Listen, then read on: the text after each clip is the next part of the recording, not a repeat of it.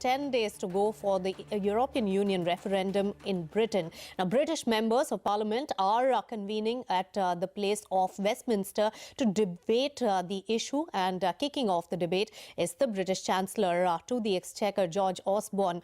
Remember, Osborne has warned fellow parliamentarians that Britain's exit from European Union would really mean hike in taxes and also spending cuts, while the leaving of European Union camps MPs have called these statements shameless and also unwarranted. CNBC-TV18 Sanjay Suri caught up with the Chancellor of the Exchequer and started off by asking him on what will be the impact of Brexit if it does happen on Indian companies in particular. Well, of course, Britain is a stepping stone to the European single market for many Indian companies. And I am concerned that if we quit the European Union, then those companies won't have access to that big single market, and that will damage business, and that will be bad for the British economy, bad for jobs here, bad for those companies. So I think there are very strong economic reasons why we don't want all this uncertainty, we don't want the risk of recession, we don't want the leap in the dark, and we're stronger and safer and better off inside that single market, trading and doing what Britain and India do best, which is doing good business. It is argued that the free trade agreement between India and the EU is going nowhere, and that might take off without the EU and between India and Britain. Is that conceivable?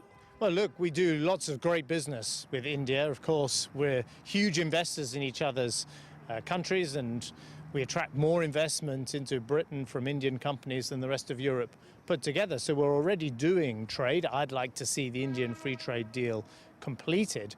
But if Britain quits the EU, our priority will be trying to do trade deals with Germany, France, Spain, the countries on our doorstep with whom we'll have just torn up our trade deals. So that makes no sense. That would take years of uncertainty. I want us to focus on getting those European trade deals negotiated, including the one with India. Leaders from around the world have said Britain should stay on in the EU, including the Indian leader.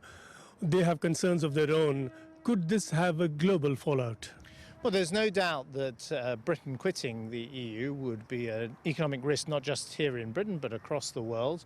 And, of course, all of our friends and our allies have said to us Britain is stronger inside the European Union.